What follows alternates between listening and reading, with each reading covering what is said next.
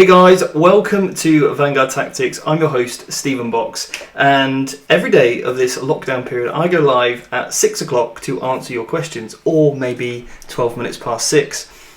Slight delay today. I was had some technical issues that I had to amend, but yeah, I've got myself a new or different webcam that hopefully is a bit easier for us to use. Also, what I've got is a bit sort of other little things like the logo here and some other bits and bobs. But anyway, if you're interested in Warhammer 40k, then you're in the right place, because every single day I go live to answer your 40k related questions.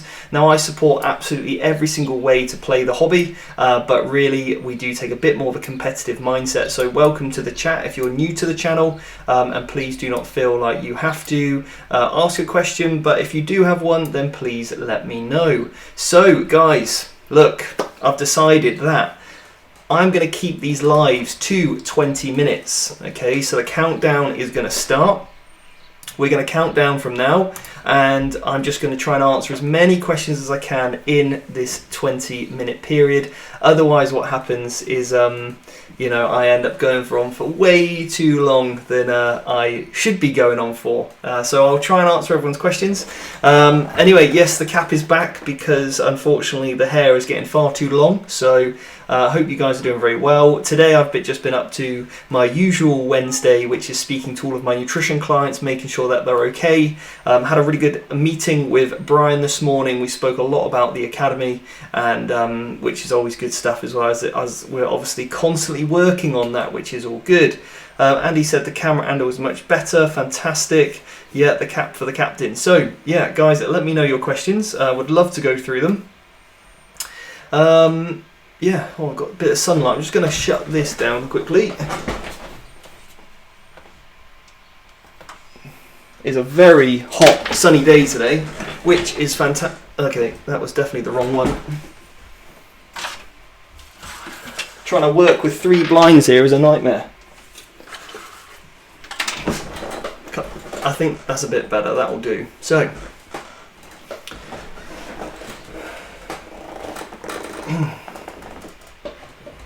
So I've had a question here. How do you read the company veteran bodyguard rule?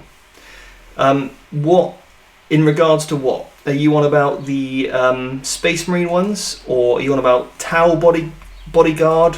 Which ones are you referring to? Let me know. And then Priamali said, do you turn no knights? Do you turn no knights are to easily killed at the moment? I'm not. Do I think knights are too easily killed? I don't actually. Not in a full knight army, no, because obviously, like, you have to be able to get rid of a knight every single turn. So that is the problem there, which makes knights incredibly durable, especially if you're running Tyrannus, which means you're going to get that 6-up feel no pain. So that basically gives you an 18% extra reliability in there, or not reliability, durability. And then if you get that stand back up stratagem off, then absolutely incredible. You're getting a free knight for another turn. That's an extra 500 points. So yeah, Kieran has said, hi all, question for you, Stephen. Have you heard anything about a 9th edition or any predictions about what it might be? Question inspired by the D6 video. So I've spoke a little bit about this. I don't think we'll see I don't think we'll see the change from 7th to 8th if there is a 9th edition. Yeah, I just think it'll be a tighten up on the wording. Personally, I would love to see some changes in place that streamline things. So, for example, this is a really good one. Harlequins get a 6+ save against your last wound taken.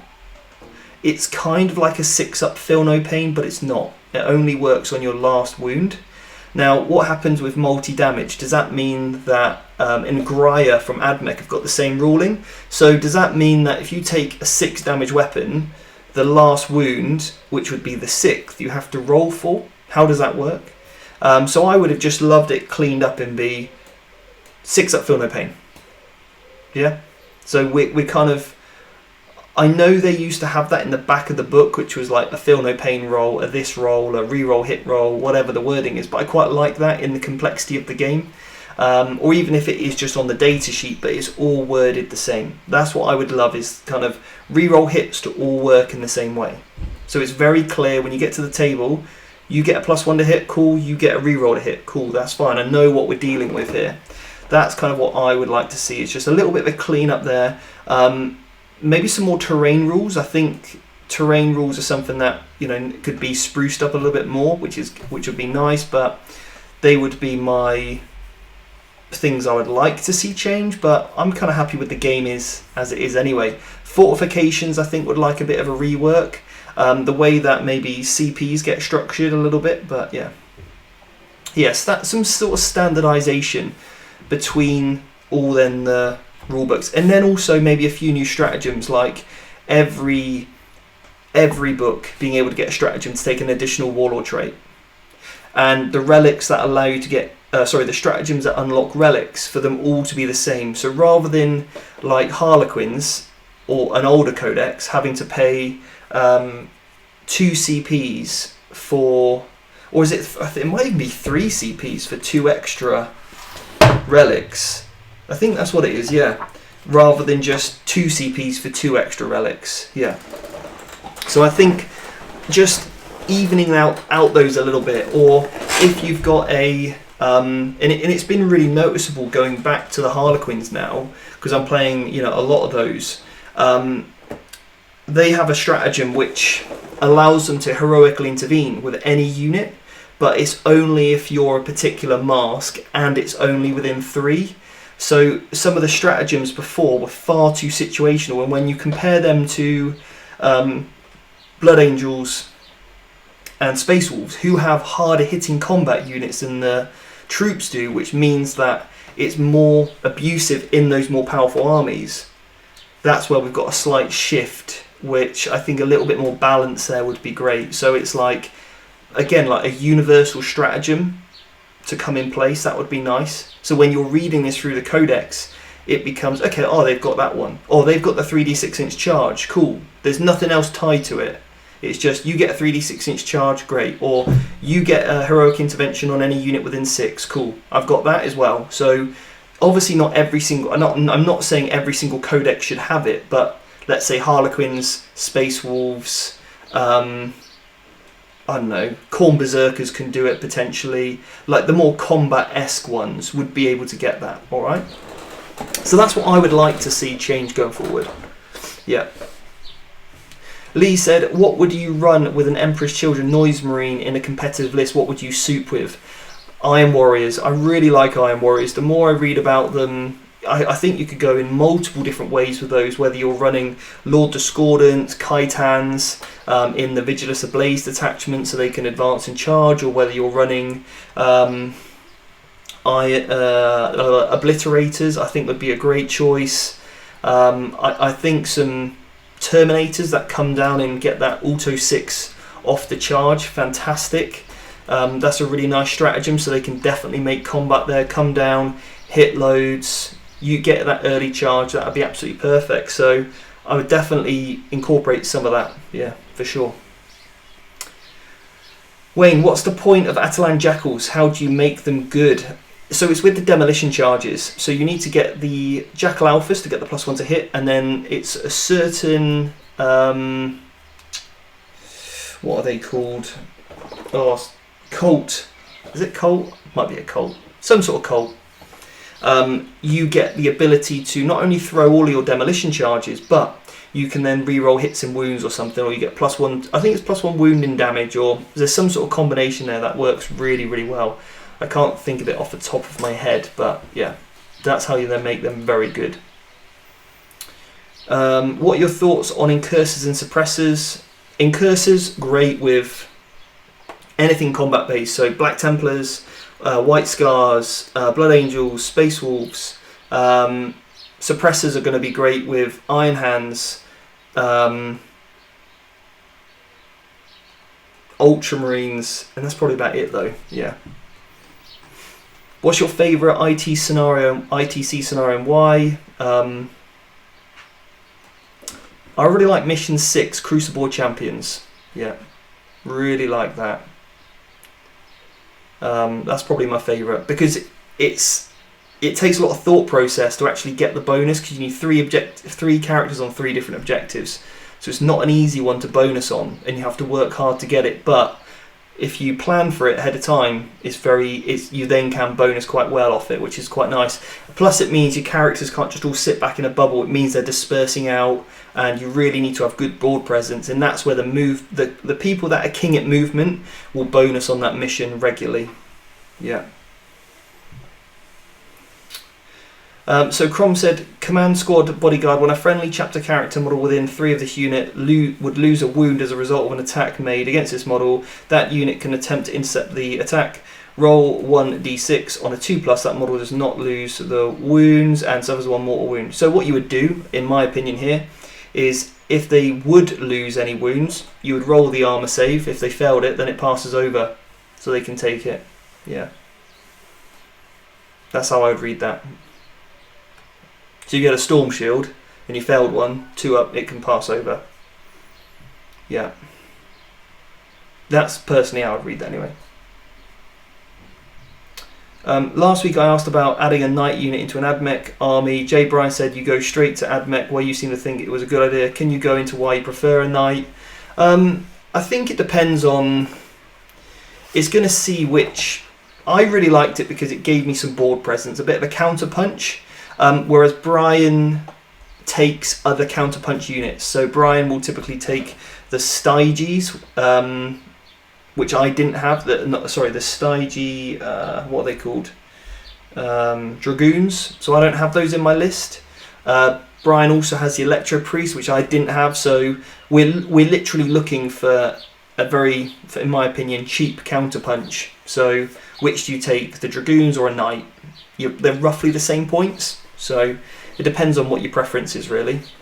And it also depends on the rest of your build. So if you're taking loads of Druid Callers and vehicles, adding the Knights in great, because what you're doing there is you're saturating the board with vehicles. So they have to come prepared to kill vehicles. If they haven't, then they're in trouble, yeah?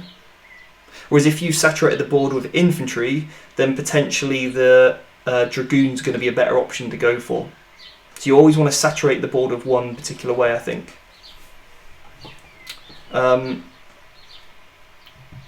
What's your opinion on Ynnari? I'm trying to build a list around Ynnari Incubi.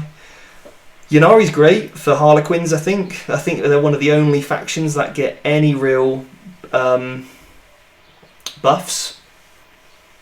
But I don't like them for Incubi. I don't like them for Dark Eldar. I would only run Ynnari with Harlequins because of the bikes. With the Haywire bikes is what you want, because you can get reroll ones, and then in combat you can put on them to get a rerolls to wound, and they then ping around the Incarn to do what the Incarn needs to do. Whereas the Incubi are not quick enough, and they're just going to get shot even before they make combat. So unless you're really good at rolling a 9-inch charge, which, let's be honest, you shouldn't be. It's just a very, like, if you are constantly making your charges, you're doing very well. You're being lucky, and that's not a consistent, reliable result you can count on. So that's why I much prefer Ynnari with the Harlequins. Plus, there's no way to get Harlequins rerolls to hit very well unless you pay a lot of CPs for it. So giving the Harlequins +1 to hit and then easily casting on a unit reroll 1s to hit, or taking the Visarch, which gives you a reroll 1 aura, now you can help out the Harlequins in a lot better ways. So I think, and you don't always use the Harlequin stratagems, so I think they're a better way to go. Yeah, I'm still toying up whether I stay with Harlequins or I go Ynnari, but it's going to depend on what Psychic Awakening brings. Have you heard any good demon engine or good demon rumours about Psychic Awakening? No, I haven't really heard any rumours whatsoever, and I don't really like to talk about rumours too much on the show. I'm happy to speculate what I would like, but that's just simply my opinion. But I don't like to talk about rumours too much unless it comes officially from GW. Hans YOLO said, Raven Guard or Ultramarine supplement, which do you think is better overall? I haven't used my Raven Guard supplement yet, but I really like my Ultramarine ability to move and counter stationary. I love Ultramarines. You know, that's my Ultramarine army up there. Absolutely love it. I love aggressors, so yeah. Raven Guard are still good though, they're pretty cool. But yeah, for me it's the Ultramarines all the way, yeah. They're both good though, whichever way, it can be fun. I think Raven Guard are a bit harder to... probably harder to master, yeah. And it's easier to play Raven Guard wrong, because I think a lot of their stratagems are actually a red herring, which people use a lot, like the redeploy, get in your face turn 1. I think it's a red herring. I haven't really seen it ever used to that good of effect. Yeah. Greg said, any advice for people looking to play tournaments? I'm struggling to find them locally. There is one and it's at 1,500 points. Where do you look? So, Frontline Gaming website. I'm going to start advertising when we start getting back to the normality. So that will be something that I'll be doing through the Vanguard Tactics email list. So I'll be giving out some details about different events. If the events are well supported and I believe that they're a good event, because I don't want to support an event that I don't think is going to be a good one, because I don't want to give you guys that are on that email list you know, bad information. If the TOs aren't going to take things seriously, or there's not a good code of conduct, or the terrain's going to be awful, then I'm not going to tell you to go, because I don't think you're going to have a really good experience. So I'm only going to try and advertise those ones that really are going to give you that good experience. But for now, that's pretty much it, really. There are some Facebook groups that you can get into, but yeah, or I would ask at your local gaming club, try and get in with a group of people that go to events, find out the ones. There's normally a Facebook group for that club which will run an event. It's quite difficult, yeah. But obviously there's no events at the moment because of COVID-19. Waz has said, how much play do you think Gaz is going to get in Orc armies now? And will the Orc meta list shift as a result of it? I don't think so. Me and Rich Kilton had a really good interview. For some reason, it won't upload, so I'm going to keep trying. I tried again this morning, but I've kind of given it up as a bad job, and maybe I need to go back to doing some editing to see if I can make the file size smaller. But me and him talk a lot about Gaz, so you can talk. That'll be something that hopefully will give you a bit more insight when that comes out. That'll be an audio podcast on iTunes, Google Play, Spotify, all that, and also it'll be a YouTube video as well. I've had my questions sat since last night, so I want to start a Marine army. What would be better, salamanders or make my own chapter? Depends on the style you want to go with. You know, I really think that the salamanders could be great, really great with things like the aggressors, but then I probably would actually go for a custom craft world, not custom craft, what I've been talking about earlier with somebody who's on the VIP program. We were talking about his lifting, using custom craft worlds for stuff, but yeah, literally coming up with your own chapter. And also, if you paint it in a colour scheme that's not exactly a chapter, you can flutter between the two until you really find the play style that you like the most. Okay. Hope SOC will be a part OG Custodes, or they'll work together. SOC, I'm not sure what that'll be. Will it be a part of OG? All these acronyms, guys, I don't know what they are. Sisters of Silence, is that? I'm hoping Sisters of Silence become a troop for Custodes. That's what I'd really like, yeah.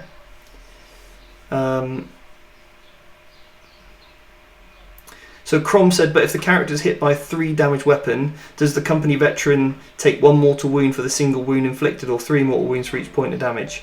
So I would think it would work similar to the... I'd have to read it and spend a bit of time on it, but I'll tell you what, Crom, I'll read it later, and I'll get back to you tomorrow on how I would word that, okay, or how I would play that. It might work like Tau do, and it'd just be the 1 mortal wound. Tale of a Wargamer in Denmark. Dubs has already pretty much said if you're going to be a force with a PA book, I reckon it'll be troops.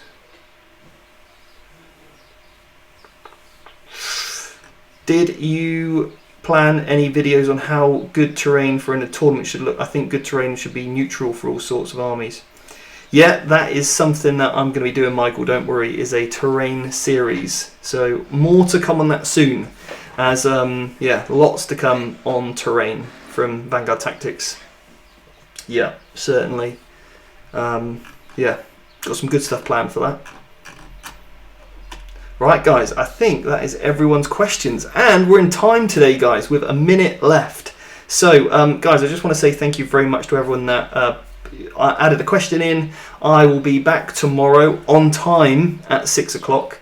I won't be late, I promise. But yeah, all good. So anyway, guys, make sure you are all staying safe, and yeah, I will catch you guys tomorrow at 6 o'clock. See you later.